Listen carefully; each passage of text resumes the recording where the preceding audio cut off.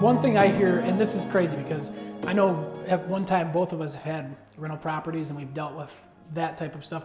I haven't had rental properties in several years, and yet I still get asked all the time, do you have any houses for rent? Not only are we seeing that from the buyer's side, but renters are having a hard time finding a place. What do you think that's gonna do to the housing market as well? Well, again, those prices for rentals, because that demand is there, those rent charges are continuing to go up. So you're going to continue to have our prices on houses go up as demand goes up, and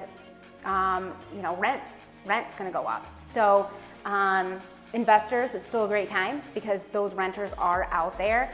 Sometimes there are people that do need to rent, that it makes sense. So that's going to continue. Yeah. So we've got a backlog of renters looking for new places, a backlog of buyers looking for new places, and this is what I see too. I agree with you 100%. There's just not enough houses in general for everything. Renters, right. Buyers, second homes, rental. I mean, there are people getting priced out of every type of house they want. I think from what I can see on the financing of the things is people will talk to me about if they want to wait. Well, we look at, okay, what have interest rates been doing historically? So if let's say you're looking to borrow $200,000 today based on where rates are, you might be looking at a principal and interest payment of a little over $800 a month. If we saw a correction, which a lot of people are speculating will happen, sure. And it might, but if we see a correction and we see at that same time interest rates move towards what's more normal historically, you're still looking at an $800 payment for $150,000. So you see that huge spread of what you can get today from a financing into things and what that looks like if rates change. You could potentially pay a lot more for a house that's priced less depending on what we see with interest rates. It's crazy. Right. Well, and when we talk about what's normal, I mean, I've been doing this since 2004 and you since 2005. So what does that even mean? Right. But when people say that, like you said, if you want to talk about what a normal pricing market is and a normal demand, then you also have to take into consideration what a normal interest rate is.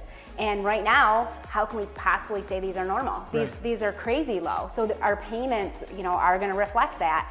And the other thing to talk about when you talk about renting and whether it makes sense and payment-wise is what you can rent compared to what you can buy. I mean, at a $100,000 house, you're talking with taxes and insurance in the city of Owasso, maybe a payment of $700 a month. You can't rent a 3-bedroom, 1-bath house for $700 a month. And if you did, talk about waiting, because yes, we hear that. You hear, you see the Inman and clickbait, that these scary things that might happen and how we might have an adjustment. In a year's time, if you paid $1,000 a month for rent, that's $12,000 that you just gave to an investor. Yeah. And you're not an investor. So wouldn't you want to have the comfort of your own home, have your own backyard, not be told what to do, and not be on somebody else's timeline, on somebody else's rent? Because you don't, like we talked about before, your payment is fixed. Yes. So when you purchase a house for 30 years at a crazy low rate. It's the greatest security you can have. If you're a renter right now, I think more than ever, there's a huge degree of uncertainty. We hear about inflation a lot right now. And what does that do for prices? It goes up. You have very little control as a renter of what's going to happen when your lease comes up. And if we see prices go up on everything else, what's going to happen to your rent? So I think if you're renting right now, it's by far the most important time to look into purchasing. Give yourself that security down the road, because you only get that with homeownership. A 30-year fixed rate is fixed for 30 years, and you have complete control over that. Right. Well, and so many of our mortgages are obviously based on our income.